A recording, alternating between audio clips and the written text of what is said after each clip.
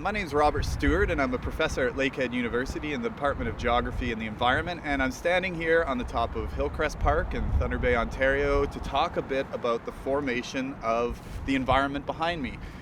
Behind me we have a number of rivers, particularly the Kaministiquia River, which is way off in the distance near the mountain behind me.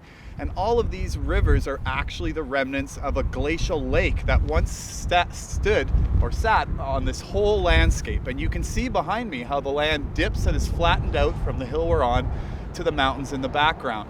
And this lake was called Lake Kaministiquia, and it formed about 10,000 years ago from the meltwaters that were flowing from a large glacier that existed over almost all of Canada. And as that glacial lake filled up this basin and deposited sediments, it drained out into the lake over the next 5,000 years and left in its path these great rivers that we have in our city.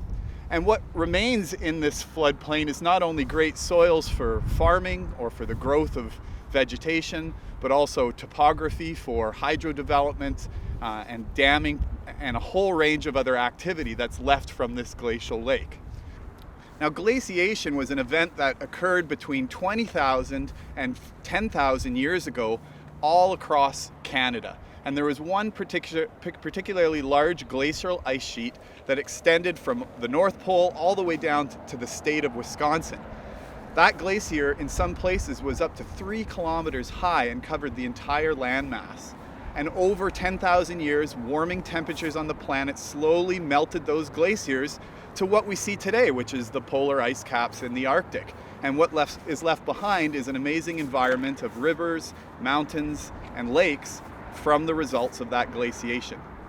Now, some of the significance of these rivers that were once glacial lakes is that they provided environments for humans to travel through the area, such as the fur trade, which followed large rivers that were left behind from glaciation, and deposited these very rich soils that allowed for different types of vegetation to grow.